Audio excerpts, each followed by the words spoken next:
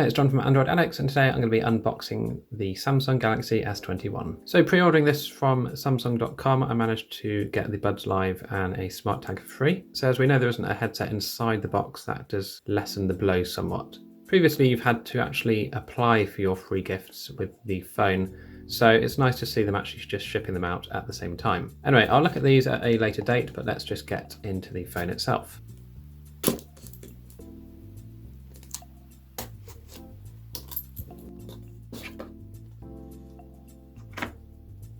So we can see that Samsung have actually shrunk down their box this year, so let's just pop the phone to the side and have a look what's in here. Okay, so we've got our welcome guide here, and a USB-C to USB-C charging cable. We have a SIM ejector tool, our warranty and other bits and pieces which we will just leave in there. And we have our fast charge wall adapter. So of course I am joking, this didn't really come in the box. This is from my Galaxy S20 Ultra. But yes, there is no charger this year, so bit of a shame. So just for fun, you can see how far we've come in 10 years in terms of packaging. So the original Samsung Galaxy from 2010 had quite a big chunky box. Mind you, that is actually quite similar to our S20 Ultra box here. Not that much bigger. But yeah, they have now followed Apple and done the responsible thing, I guess, and shrunk the box down. So here's the phone out of the box, and you can see here I've gone for the Phantom white colour, mainly because I missed my Galaxy S10 Plus, which was one of the best Galaxies I've had, I would say. And what we'll do is just peel off these protectors and boot the phone up.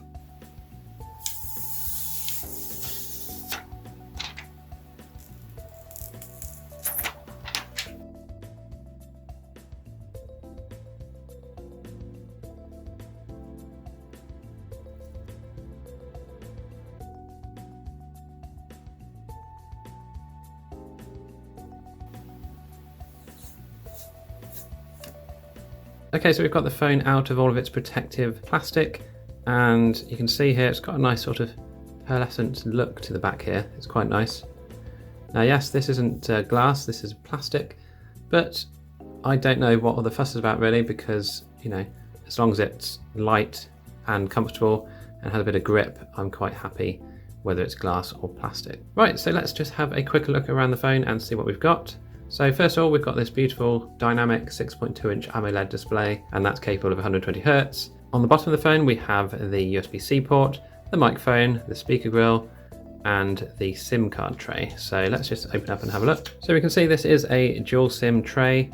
I haven't seen one like this before actually. It's nicer than having the extended one, I guess. But of course we do have the missing micro SD slot. And I think that's a bit of a shame really, because the amount of extra space that the micro SD requires is minimal really. So unless Samsung had actually said we've actually made use of that extra space inside the phone for another feature or function, then I would understand. But I think it's obviously just a cost-saving feature, which is a bit of a shame really. So on the right hand side of the phone, we just have the power button and the volume rocker. On the top of the phone, we have a couple of ambient microphones there, and on the left hand side we have nothing whatsoever. So our Bixby button has gone. So let's just take a closer look at the camera bump here. So you can see it's a good couple of millimeters away from the back of the phone,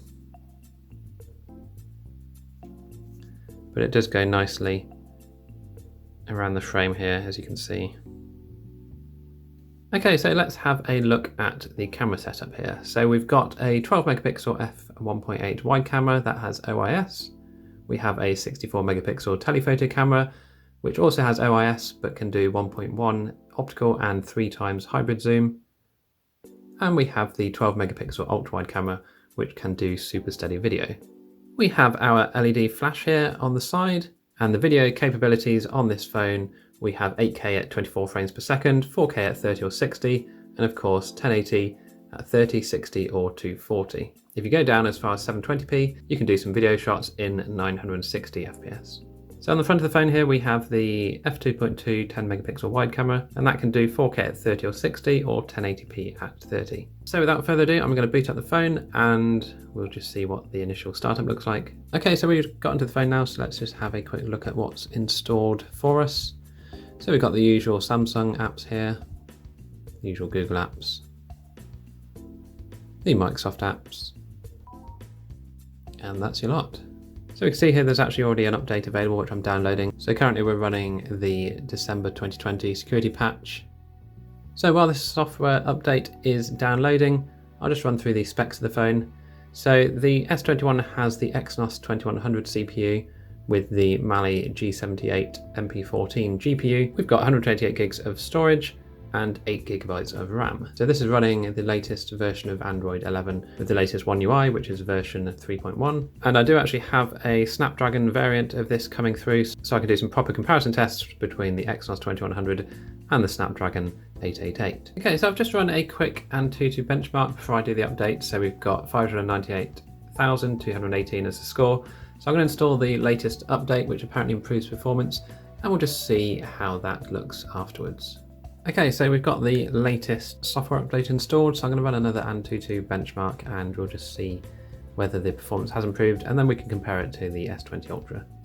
So we can see already the S20 Ultra is looking pretty sad for itself here with 514,000, but I'm going to run the test again on both and we'll just see whether this can get any higher from 598,218 or not. Okay, so the benchmarks have just finished and we've actually had quite a decent improvement for the S21. So we've gone from 598,218 to 611,789, and even the S20 Ultra has had a bit of extra life here and it's gone from 514,206 to 528,721.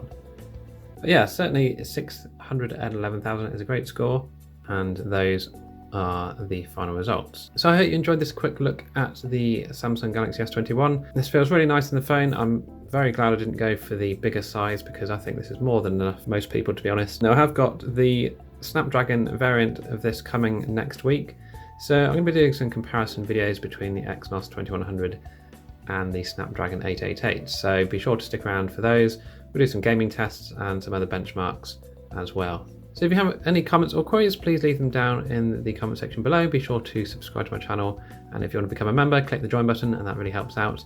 And until then, I will see you again in the next one.